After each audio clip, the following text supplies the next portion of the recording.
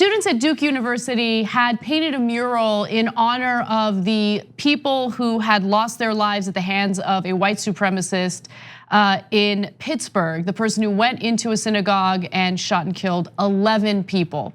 Now, unfortunately, that very mural was defaced by vandals who decided to spray paint a swastika on top of the mural. So there it is. It was later covered with a trash bag as cops are looking into it.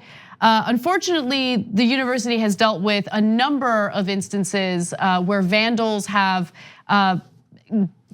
defaced murals and essentially spreaded their hate through these types of actions. So the university president, Vincent Price, said in a letter to the school community that a red swastika was painted Sunday night on the tribute to those who died in the shooting at the Tree of Life Synagogue. He also said the following: 2 days before the fall semester began, a sign for Mary Lou Williams Center for Black Culture at the university was vandalized with what Price called a heinous racial epithet. And the mural was on a bridge where students often paint images that promote student events, or other messages. So in the past, there was a Latin heritage mural that was defaced. That happened in September, and here is what it looked like after it was vandalized. This is at a university. And again, this is in honor of people who were gunned down in a synagogue in Pittsburgh, and someone felt the need to spray paint a swastika. So on Rebel Headquarters, I had a professor from Yale on who had written a book about the rise of fascism. And he said something that was haunting. He said, fascism has always been here in America. And it fluctuates in its size and its intensity throughout history. And I didn't know this. In the 1930s, fascists sold out Madison Square Garden. Over 20,000 people attended a fascist get-together in support of Nazi Germany back in the 1930s.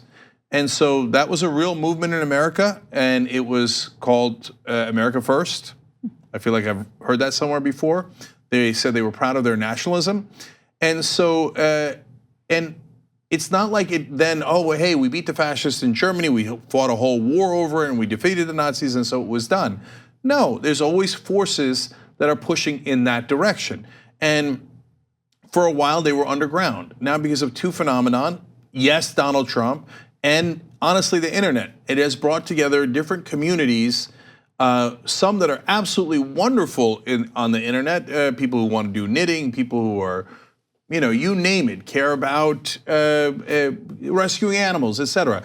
And then it has brought together some horrible communities and empowered them. The incel community, it's all women's fault that you're not having sex, then you're not dating, you should go and commit violence against them. Can I actually jump in on that? So the incel community, I think, was further encouraged and emboldened by right-wingers like Trump, but actually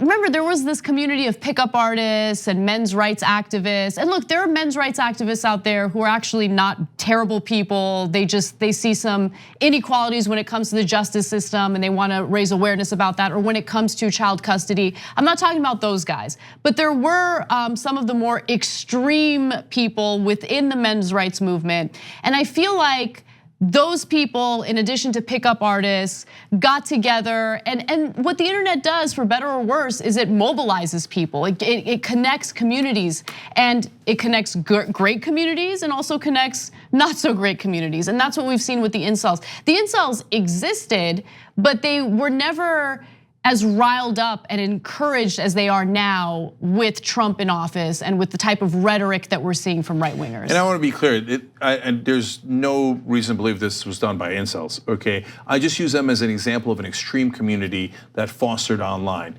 So, and in my neighborhood, I live in LA, it's very liberal, but in a sidewalk around the bend, somebody etched into the sidewalk a swastika, and it's been there forever. It was there before Trump, okay? They've always been here, but they never got together before, and they didn't come out and chant, "The Jews will not replace us," and then run people over in the streets. They were lurking in the shadows. That's right, yeah. And they didn't go into synagogues and murder 11 Jews and then put a swastika on the Star of David in a college.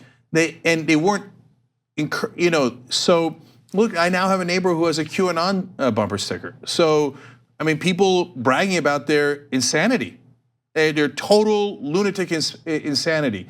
And so now, in the past, you might have seen this, is like I said, the one in the cement has been around for a long time, unfortunately, right? So, but it was a small fringe people and who would do it and run away and not. Who would hide in shame? Look, let's keep it real. They would hide in shame. And I'm sure that they felt a lot more isolated back then, before Trump, than they do now. Because Trump, look, the fish rots from the head down. I love that quote by Anthony Scaramucci because it's true. Trump is that rotten fish head. And what we're dealing with right now is people feeling emboldened to come out and spread their hate. And it's destroying the country. It's really dividing us. It's destroying the country. It's putting people in harm's way. Is this really the type of country we want to live in?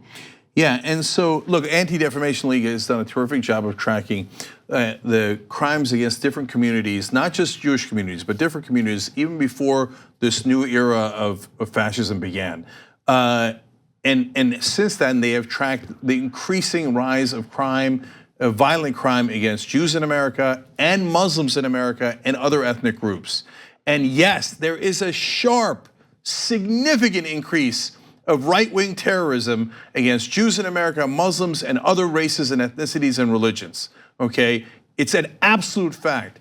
And look at this. Now they think that it's cool to put a swastika on a Star of David after 11 Jews got killed in a synagogue. I guarantee you there's some online who are gonna encourage them and go, oh, that's funny, that's brave, that's freedom of speech. Like, oh, you're a hero for doing that. I guarantee it. And they get further and further and further encouraged. I just want to ask Ben Shapiro, though, is this the bad kind of anti-Semitism, or is this the kind of anti-Semitism that you don't think is a big deal? Because remember, he likes to qualify different forms of anti-Semitism. Well, he just did it just a couple of days ago. He said, at the University of Pittsburgh, in Pittsburgh where they had the synagogue shooting, he said, left-wing anti-Semitism, which is imagined, by the way, because it's a policy difference between Israel on whether they should end the occupation now or later, et cetera, right? Two-state, one-state solutions. These are all policy differences. He thinks that those policy differences are worse anti-Semitism than right-wing anti-Semitism, which actually murders people and puts swastikas on Stars of Davids. I'm sure he's so proud.